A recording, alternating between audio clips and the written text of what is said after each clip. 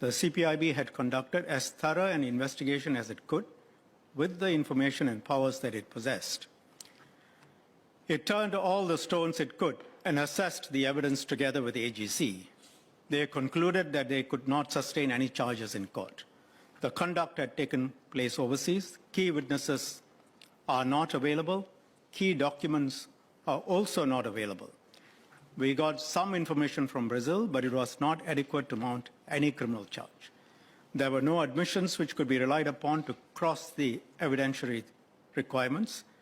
The documents between the US authorities and KOM and the DPA also do not meet the evidentiary requirements. They go some way, but they don't cross the threshold in respect of those who are being investigated. The CPIB, for good reasons, has the reputation for being able to ferret out the truth. But even the CPIB can't get something out or proceed with charges when there are no documents or other evidence which cross the evidential threshold and which can be used to break down the interviewee's defenses. In these circumstances, the general policy of not disclosing the names of individuals who have been under investigation applies. Reputation is temporary, but character is permanent.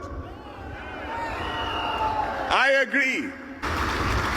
We cannot have corruption in Singapore. We cannot have wrongdoing in the government or in high places in Singapore. That's why we have the CPIB reporting to me as PM, and if I don't give approval to the CPIB to investigate somebody, the CPIB can go to the President and ask the President for approval.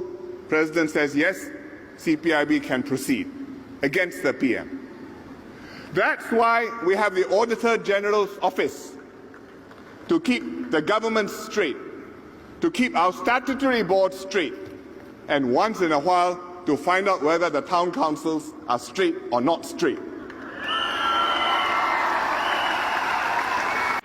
Then instead of spending my time thinking of what is the right policy for Singapore, I'm going to spend all my time, I have to spend all my time thinking, what is the right way to fix them? What's the right way to buy my own supporters over? How can I solve this week's problem?